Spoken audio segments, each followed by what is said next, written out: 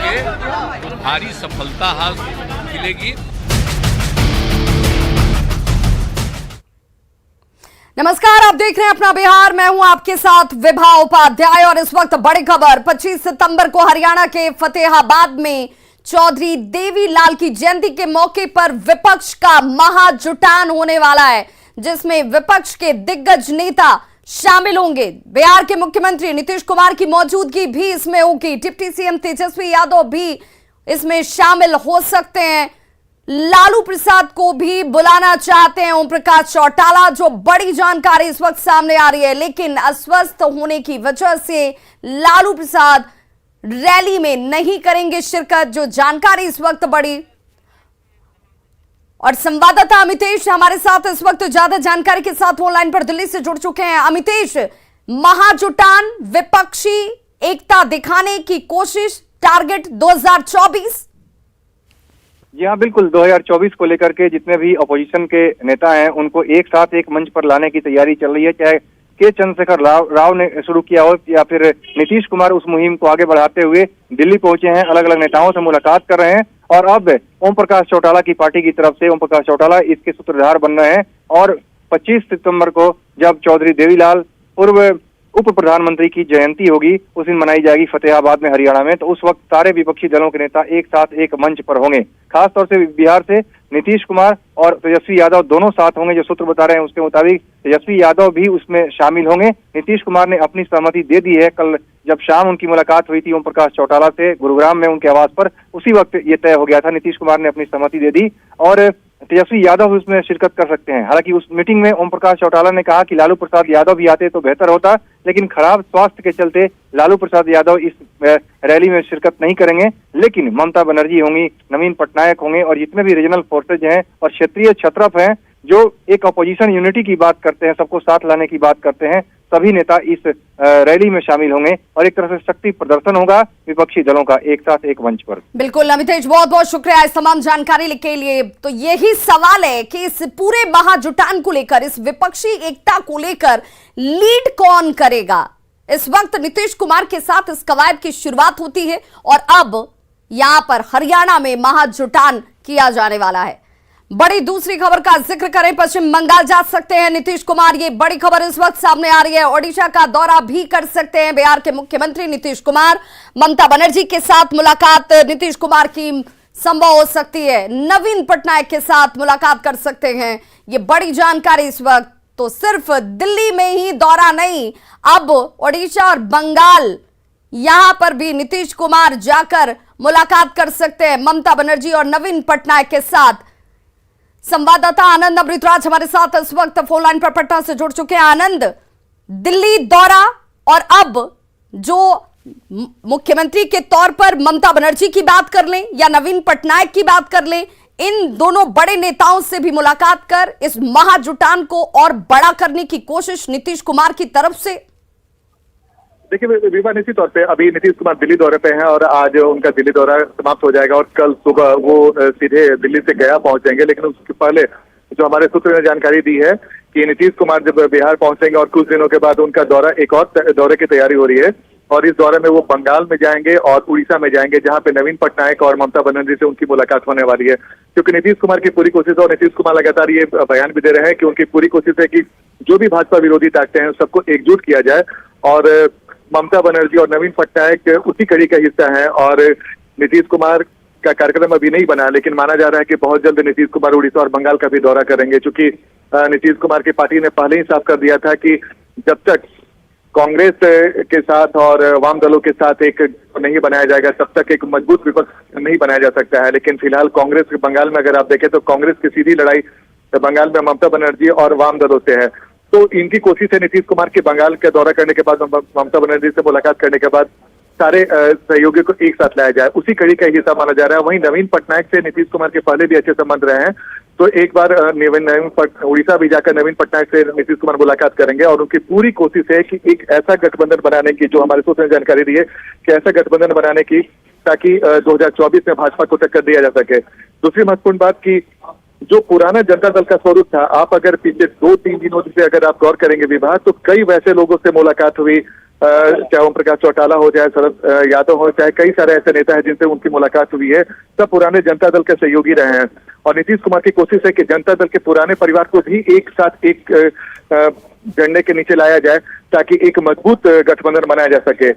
तो ताजा जानकारी यही है कि जब दिल्ली से दौरे से जब बिहार पहुंचेंगे, उसके कुछ दिनों के बाद नीतीश कुमार उड़ीसा और बंगाल का भी दौरा करने वाले हैं और इस दौरान उनके ममता बनर्जी और नवीन पटनायक के साथ मुलाकात होती नजर आएगी। बहुत बहुत शुक्रिया आनंद अमृतराज इस तमाम जानकारी के लिए। तो सीएम नीतीश कुमार कर सकते हैं पश्चिम बंगाल और ओडिशा का दौरा, ममता बनर्जी और नवीन पटनायक के साथ विपक्षी एकता पर बातचीत की जा सकती है, जो बड़ी जानकारी इस वक्त सामने आ रही है। और आपको बताते चले, दिल्ली में सीएम नीतीश कुमार ने दीपंकर भट्टाचार्य के साथ मुलाकात की है। सीपीआईएमएल दफ्तर में यह मुलाकात उनकी हुई है। शकरपुर में सीपीआईएमएल का दफ्तर है, जहां पर सीपीआईएमएल के महासचिव दीपंकर भट्टाचार्य के साथ मुख्यमंत्री नीतीश कुमार ने मुलाकात की और बातचीत विपक्षी एकता को एक बार फिर से और मजबूत करने की। इतनी बात हो रही, सब लोगों की इच्छा है कि हर राज्य में एकजुटता हो और देश का एक ऐसा माहौल बन जाएगा कि साहब जो आज आप सोच रहे हैं कोई किसी चीज की रक्षा हो रही है, कितने लोगों को बिना मतलब का तंग किया जा रहा है, हर राज्य में लोगों को परेशान किया जा रहा है, कहाँ कोई डेवलपमेंट का काम हो रहा है, कोई विकास का काम हो रहा है। तो ये सब कुछ जो कर रहे हैं, तो अगर इस तरह से लोग हर जगह अगर एकजुट होकर के और मिल करके चलेंगे तो निश्चित रूप से देश के हित में काम होगा। और ये जो यहाँ पर जो कुछ भी किया जा रहा है आजकल, उनसे मुक्ति मिल जाएगी। बिहार में हुआ वो देश के पैमाने पर जो बिहार में हुआ, भारतीय जनता पार्टी अलग थलग और बाकी वामपंथी, समाजवादी, सभी लोग, कांग्रेस, सब एक साथ, हमें लगता है कि बिहार वाला जो मॉडल खड़ा हुआ है ये देश में पूरा बने और देश के स्तर पर ये हो। तो हमें लगता है कि नीतीश जी ये जो कर रहे हैं, आपने पूछा कि मेहनत कर रहे हैं, तो मेहनत जरूर रंग लाएगी, उसका मेहनत के फल जो है मीठा है। सीएम नीतीश कुमार अब तक दिल्ली में किन किन नेताओं से मुलाकात कर चुके हैं, जरा वो भी जान लीजिए और देख लीजिए। सोमवार को नीतीश कुमार सबसे पहले राहुल गांधी से मुलाकात करते हैं और यहीं से 3 दिवसीय उनके दौरे की शुरुआत हो जाती है, जो आज आखिरी दिन है उनके इस दौरे का। इसके बाद कुमारस्वामी के साथ वो मिलते हैं। सीताराम येचुरी से मुलाकात के बाद जब बाहर निकले तो कहा कि हम सब साथ साथ हैं, एक साथ हैं। मंगलवार को सीताराम येचुरी से उनकी मुलाकात हुई थी, जिसके बाद डी राजा से वो मिलते हैं। अरविंद केजरीवाल से मुलाकात की तस्वीरें भी इस वक्त आपके टीवी स्क्रीन पर। वहीं शरद यादव के साथ मुलाकात और एक बार फिर से पुराने समाजवादियों को जोड़ने की कोशिश का आह्वान किया गया। मुलायम सिंह और उनके बेटे अखिलेश यादव के साथ नीतीश कुमार मिलते हुए इन तस्वीरों में आपको नजर आ रहे होंगे। और इसके बाद भी वो मीडिया से मुखातिब हुए थे। नीतीश कुमार ने ओम प्रकाश चौटाला से भी मुलाकात की और अब एक महाजुटान जो है वो हरियाणा में होने की बात कही जा रही है। कुल मिलाकर विपक्ष के सभी बड़े नेताओं से उनकी मुलाकात हुई है।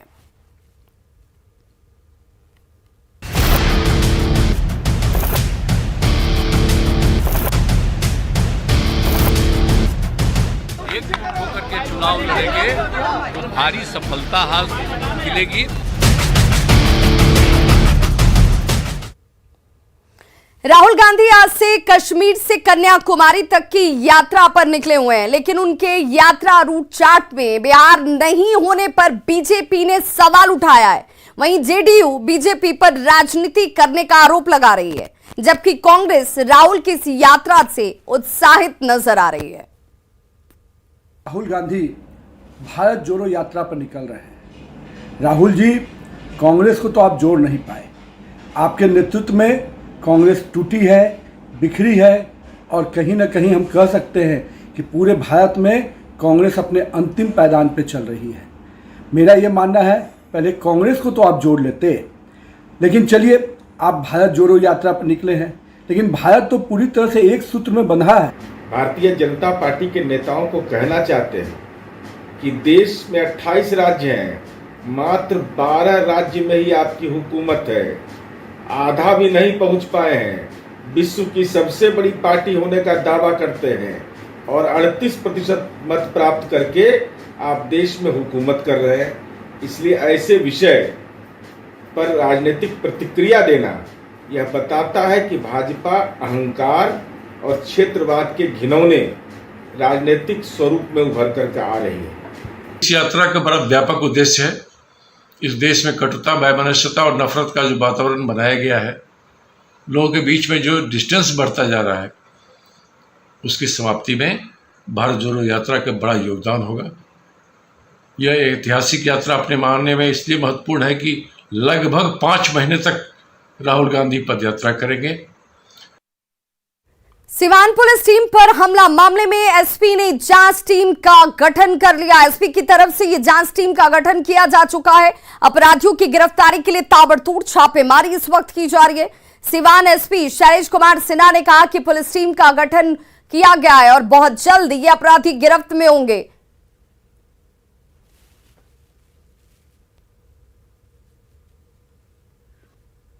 हाँ, इसमें एक टीम गठित किया गया है और अतिरिक्त बल को वहाँ कैंप कराया गया है और यह निश्चित है कि इसमें जिसने भी ऐसा दुस्साहस किया है, बहुत ही मर्माहत करने वाली घटना हम लोगों के लिए है। पूरा पुलिस परिवार मर्माहत है कि जिसने भी ऐसी घटना की है उसको हम लोग बहुत जल्द ही कानून के शिकंजे में लेके आएंगे। सिवान में अपराधियों द्वारा खूनी खेल खेली गई है। पुलिस के टीम पर अपराधियों द्वारा अंधाधुंध फायरिंग की गई है, जिसमें एक कांस्टेबल वाल्मीकि यादव शहीद हुए हैं तो वहीं एक अन्य ग्रामीण गोली से घायल हुए हैं। आप देख सकते हैं गोलीबारी की घटना के बाद जो कांस्टेबल शहीद हुए हैं उनके पार्थिव शरीर को यहाँ पुलिस लाइन में रखा गया है और पूरे मामले की तफ्तीश की जा रही है। घटना के बाद सारण के डीआईजी सिवान पहुंचे हुए हैं और मामले की तफ्तीश कर रहे हैं। घटना सिसवन थाना क्षेत्र के गियासपुर गांव के समीप की है, जहां उस वक्त अपराधियों द्वारा पुलिस टीम पर हमला किया गया जब सिसवन की पुलिस शराब की सूचना पर जाकर छापेमारी कर रही थी और छापेमारी करके लौट रही थी। तभी कुछ अपराधी बैठे हुए थे। जब ने पुलिस उनसे जानना चाहा कि आप रात्रि में क्यों बैठे हैं तो अपराधी भागने लगे और इसी दौरान जब पुलिस द्वारा अपराधियों का पीछा किया गया तो अपराधियों ने अंधाधुंध पुलिस टीम पर फायरिंग कर दी। घटना के बाद सिवान एसपी शैलेश कुमार सिन्हा एक टीम का गठन कर दिए हैं और वहीं उनका कहना है कि आरोपी कोई भी हो, अपराधियों को बहुत जल्द गिरफ्तार कर लिया जाएगा। अब देखने वाली बात होगी कि इतनी बड़ी घटना के बाद सिवान पुलिस अपराधियों की गिरफ्तारी कब तक कर पाती है। मृत्युंजय कुमार सिंह, न्यूज 18 सिवान। पटना में अपराधियों ने 2 लोगों की गोली मारकर हत्या कर दी। घटना बाईपास थाना क्षेत्र के लोहा गोदाम स्थित छोटी पहाड़ी का है। मृतकों की पहचान अगमकुआं के सौरभ और आलमगंज के चंदन के तौर पर की गई है। वारदात मंगलवार देर रात की है और घटना के बाद से परिजनों में दहशत का माहौल है। पुलिस मामले की जांच कर रही है। घटना के हालांकि कारण क्या रहे, इसके पीछे की वजह क्या रही, इसका खुलासा नहीं हुआ है। पुलिस हत्या को लेकिन आपसी रंजिश से जोड़कर देख रही है।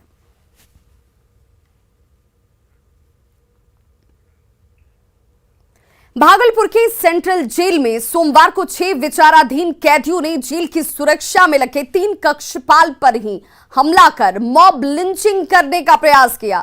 साथ ही जेल पर कब्जा करने का भी प्रयास इस दौरान इन कैदियों की तरफ से किया जाता है। इसे लेकर बरारी थाने में जेल अधीक्षक की ओर से मामला दर्ज कराया गया है। वहीं पुलिस कैदियों को रिमांड पर लेकर पूछताछ करने की तैयारी में भी है। दरअसल जेल में खैनी, गांजा और सिगरेट की सख्ती से जांच की जा रही थी और इसी को लेकर कैदियों में आक्रोश था। 5 तारीख को रात में हम लोग को अधीक्षक शहीद जुब्बा साहनी केंद्रीय कारा भागलपुर का पत्र प्राप्त हुआ था और इन्होंने 6 लोगों पर प्राथमिकी दर्ज की है इस उक्त मामले में। और आरोप यही है कि ये 3 जो कक्षपाल हैं उन पर ये जानलेवा हमला शुरू कर दिए थे और कंट्रोल में लेने का प्रयास किए थे और इसमें प्राथमिकी दर्ज की गई और सभी जो 6 लोग हैं उनको हम लोग रिमांड पे लेंगे। सेंट्रल जेल में कैदियों के द्वारा जो है कक्षपालों पर हमला कर दिया गया था सोमवार को और 3 कक्षपालों को जो है कैदियों के द्वारा 6 कैदियों के द्वारा घायल कर दिया गया था। विश्वस्त सूत्रों के अनुसार जो सूचना मिली है उसके अनुसार जो कैदी यहाँ जेल में बंद है उन पर जो है लगातार जेल प्रशासन के द्वारा सख्ती की जा रही है और जो खैनी, गांजा, इस सब सिगरेट जो है इस पर लगातार जो है चेकिंग करके उन लोगों को कहीं से भी ले जाने की अनुमति नहीं है, जिसको लेकर कहीं ना कहीं कैदियों में जो है एक तरह से आक्रोश लगातार पैदा होता गया और उसी आक्रोश का नतीजा था कि जब मोनू झा नामक कैदी जो है खैनी लगा रहा था और उससे जो है कक्षपाल ने जब पूछताछ की थी तो उसको लेकर जो है ये आक्रोश सामने आया और सारा हंगामा हुआ था। सूत्रों की माने तो जो कैदी कोर्ट में पेशी के लिए जाते हैं, वहाँ से जब वो आते हैं तो गुप्त जगहों पर खैनी छुपा कर जेल में लाते हैं और कई लोग जो है कैदी जो है इस खैनी को जो है काफ़ी कीमतों पर जेल में बेचते हैं, जिसको लेकर लगातार रोक लगाई गई है जेल प्रशासन के द्वारा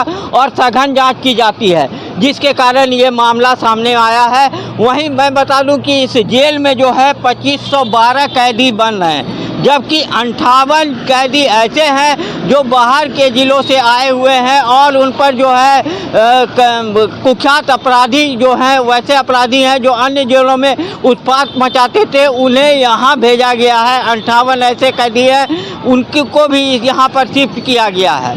लेकिन जिस प्रकार से हमला हुआ है उसको लेकर जो है जेल प्रशासन के द्वारा मामला बरारी थाने में दर्ज कराया गया है। वहीं पुलिस जो है अब 6 कैदियों को रिमांड पर लेने की तैयारी कर रही है। आशीष रंजन, न्यूज़ 18 भागलपुर।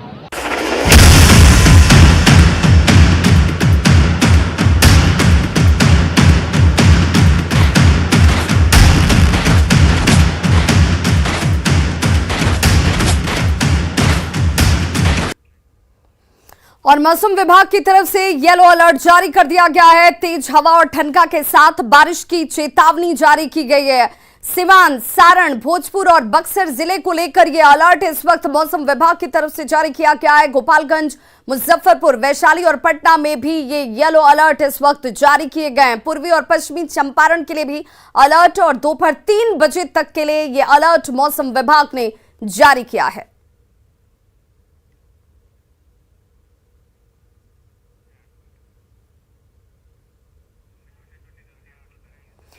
नवादा के ककोला जलप्रपात में एक बार फिर से जलस्तर में भारी बढ़ोतरी हुई है और यही वजह है कि झरने के पास मौजूद लोगों के बीच हड़कंप मच गया। एक बार फिर से झारखंड के इलाके में हुए बारिश की वजह से ककोला जलप्रपात में पानी की वृद्धि हुई है।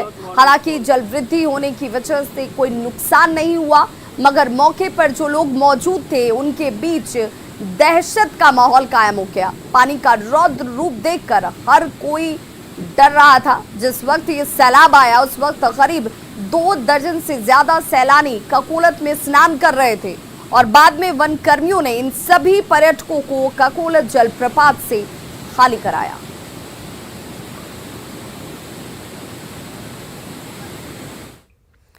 नेपाल के तराई क्षेत्र में लगातार हो रही बारिश की वजह से शिवहर में बागमती नदी के जलस्तर में काफी बढ़ोतरी हुई है। शिवहर मोतिहारी स्टेट हाईवे 54 पर बिलवा के पास आवागमन बाधित हो गया है। यहाँ करीब 5 से 6 फीट तक पानी का तेज बहाव हो रहा है और यही वजह है कि अरेराज में सोमेश्वर महादेव मंदिर जाने वाले कांवरियों को भारी परेशानी इस वक्त उठानी पड़ रही है।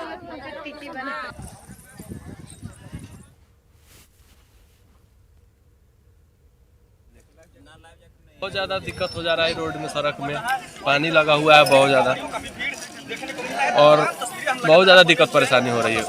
कहाँ से आए हैं आप? हम लोग तो आए हैं मंगुराहा से। परेशानी यही है सर कि जो भी कांवरिया वजह से बमरी बम हुए, इसके बाद में ये बम लोग अभी तो बम गिर गई है बमरी बम और रास्ता पर पानी। जी जी जी जी।